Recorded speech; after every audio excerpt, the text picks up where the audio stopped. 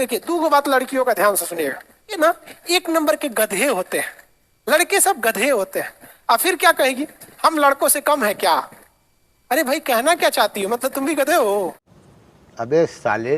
बढ़ते देखिए, इल्तुतमिश अपने जीवन काल में ही कह दिया था कि जिसको भी अगर न्याय न मिले ना, फ्राइडे के दिन, जुम्मा के दिन, फ्राइडे के दिन वो लाल कपड़े पहन के मस्जिद के आगे खड़ा होगा, तो सारे लोग मिलकर उससे पूछेंगे कि तुम्हारे साथ क्या अन्याय हुआ है। तो ये उसके समय लाल वस्त्र की व्यवस्था चालू हो गई थी। इल्तुतमिश जो था, ये जब मरा तो कह दिया कि मेरे जगह पे रजिया सुल्तान शासक बनेगी। इल्तुतमिश की मृत्यु 1236 ईस्वी में हो गई।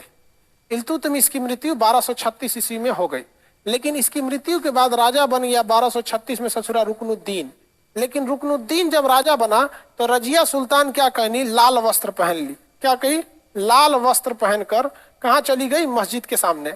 लोगों ने कहा कि रे ससुरा, इसको राजा बनाओ, क्योंकि इल्तुतमिश ने कहा था कि हाई हमारा बेटवा भेड़ है, तो ये भेड़ा है, इसको कोई दिक्कत नहीं है। इसलिए ये क्या लिख दिए जी, रजिया सुल्तान गलत लिख दिए हैं।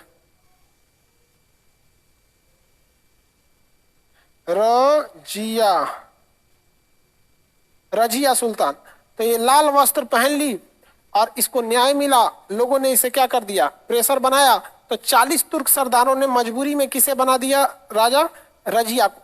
अब 40 तुर्क सरदारों में ये जो सरदार थे, ये इस्लामिक धर्म के ज्यादा जानने वाले थे। और तुर्क सरदार, सरदार का मतलब ये पंजाबी सरदार नहीं थे। अब ये जो रिलीजियस फैक्टर आ जाता है ना, तो यहाँ महिलाओं को बड़ा कम वैल्यू दिया जाता है। आज भी देखेंगे तो जो रिलीजियस लोग होते हैं ना, महिलाओं को वैल्यू बराबरी नहीं, मतलब उतना बराबरी का दर्जा नहीं देते।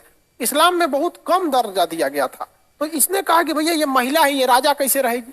तो शुरुआत से ही इसका विरोध होने लगा। तो रजिया सुल्तान लाल वस्त्र पहन के न्याय तो मिल गई। ये फर्स्ट महिला शासिका थी।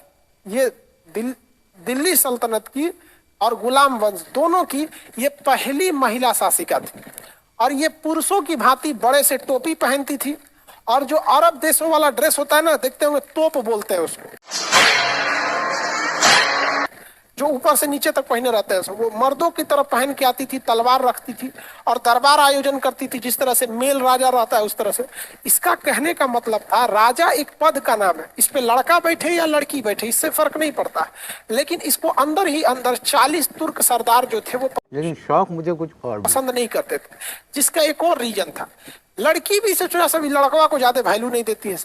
लड़की क्या कहती है सब कि, देखिए, दो बात लड़कियों का ध्यान से सुनिएगा। लड़की जो होती है सर, लड़कों को क्या कहते हैं?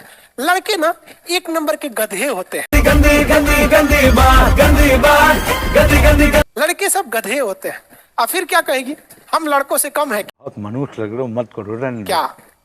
अरे भाई, कहना क्या चाहती हो? मतलब तुम भी गधे हो भाई? तो मतलब क्या इस बात का? लड़के एक नंबर के गधे होते हैं, हम लड़कों से कम है क्या? अजीब हाल है। लड़की सब भी ना बहुत ज्यादा वैल्यू नहीं देती है सर, लड़का सब।